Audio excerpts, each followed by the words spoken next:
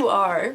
I was wondering when you'd get here. Don't worry, you're not late. Time isn't real. I have decided it's a man-made construct. You're fine. Sit back, relax, grab yourself a cup of tea, grab yourself a cup of coffee, or you know what? Feeling a little bit spicy? Go ahead and grab yourself a glass of wine. Welcome to Front of House Salon. My name is Lucy Holmes. If we haven't already met, it is a pleasure to see you. And if we have... Stop. What are you doing here?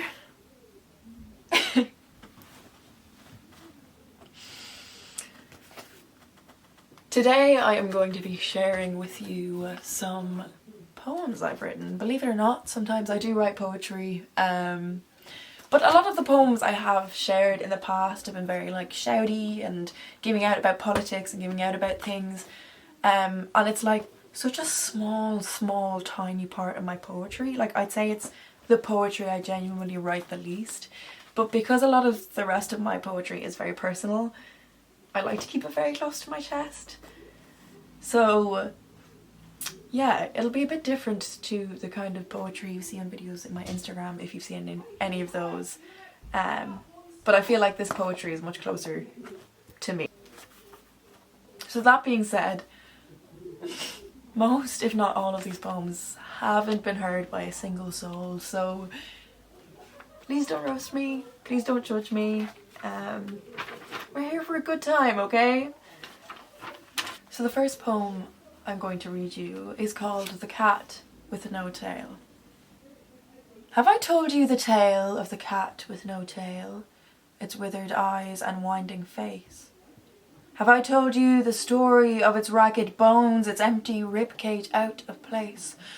And have I told you the sour tale of Frenchmen with their lemons, or the day my mother's child screamed my name up to the high heavens? Have I told you what is and isn't real? How I fall apart and how it makes me feel? Have I told you anything at all? For my life, a patchwork of stories, of empty words, of moments all forgotten and stolen by the birds. Have I told you about me? Have I shown you who I am or curated exactly what you see? What is me? Am I an eye in other eyes, a voice in other ears? Am I the sigh within your head or deep-held childhood fears? Will I ever tell you? Or weigh the weight of what I am? For tired eyes may listen, and the wolf may chase the lamb, but you cannot perceive me without a helping hand. So if they ever ask you about the cat without a tail, the Frenchman and his lemons, or the child who learned to wail, tell them to come find me by the crossroads at midnight. Forget about the stories, for now you're here and all is right. So I'm going to be frank with you. I don't believe in lying. I don't tell lies. I've never told a lie in my life. In fact, I think acting is a sin because you stand on a stage lying to people. Disgusting. But like I said, in that poem, I'm not lying. You're here. You're beautiful. And I'm eternally grateful that you've come to spend time with me. So the next poem I'm going to read you is called The Fading Lights, November Night. The light, the tender light, is fading thick and fast, the precious source of comfort, the shadows that it cast. And I, a ray of sunshine, the honeyed air of a cinnamon day, will dance right through the darkness that left us leaving late last May. And you may come to greet me like a mirror in the dark, and as the darkness fumbles, you will come home with my heart. So if you come to save me, as it fade out from the view, I hope you'll still remember my eyes of eggshell blue. For the light was not within me, not above me nor below. The light was always present, but it was you who made me glow. I felt really honoured when I got asked to do a front of house, and I was really excited because I have basically this notebook that is like a collection of all my poetry, so anything I've written, and like I have notebooks and notebooks and notebooks of it. I go through them, like choose the best and put them into this other notebook, but I left it in my parents' house, so I was like, oh, I can show you some of my old poems that I've never really shared before, but alas, the universe said otherwise. So all of the poetry you're hearing today has been written within the last 2 or 3 months. So if some of y'all are like, is that poem about me? Next question. Like, most of my poems have taken me about 15 minutes to write. I mean, the longest ones have taken a couple of days. Like, some of my kind of protesty ones, they kind of take a bit longer.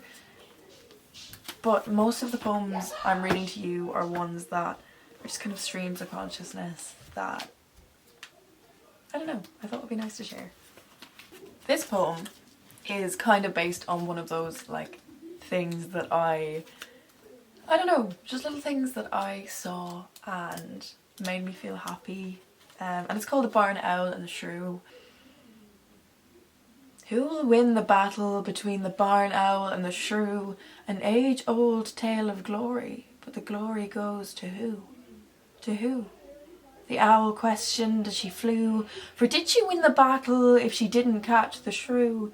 The shrew, who hid among the growth, decided with survival she the smarter of the both.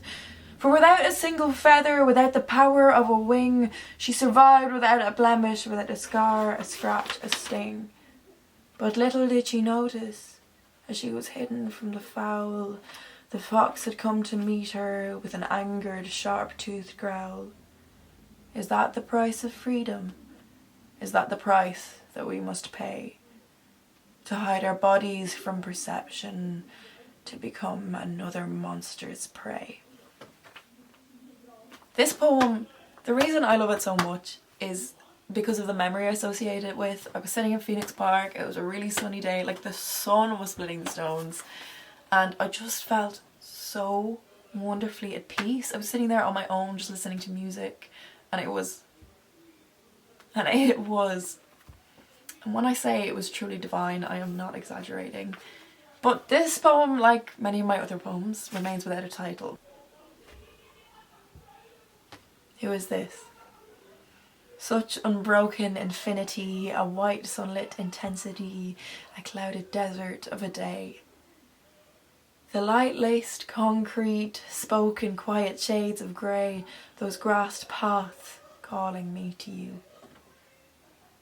And in the sky, the quiet moment when the white light merges with the blue, I feel soft angels singing as if the earth was born anew. And I, in my limited propensity, saw one thing to be true. The soft, worn path, the lamplit sky, this golden light is all a part of you. The last poem I'm going to leave you on is one I have actually shared before, surprisingly enough. I shared it over on my Instagram. But I don't know, it's just one that makes me smile, so I think it's a good note to leave on. So this is called The Things You Don't Know. Do you not know the gratitude of a new morning? Of moments never promised that always seem to come? Do you not know the joy of the summer rain that falls against the rooftops to the beat of its own drum? Do you not know the loving warmth of sun's rays after the unending ice of a winter's haze? Do you not know the warmth of a bed at the end of your working days? Do you not know love? Do you not know a feeling that surrounds you and drowns you and captures you from above? I hope one day you are loved. Like clouds love a sunny day, like violins love a dying symphony, like urgency loves delay. I hope you are loved to the point of invention, with thought and care and the utmost intention. I hope you find love.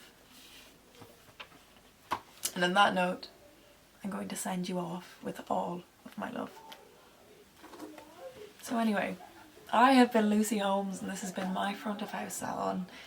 Thank you for sitting here and watching and joining me and listening to me muse about poetry, because I could talk about that all day. It was so lovely to see you and know you are always welcome. I would also like to say a big thank you to Shirka and to DU Players for asking me to do this. It's an honour and a privilege.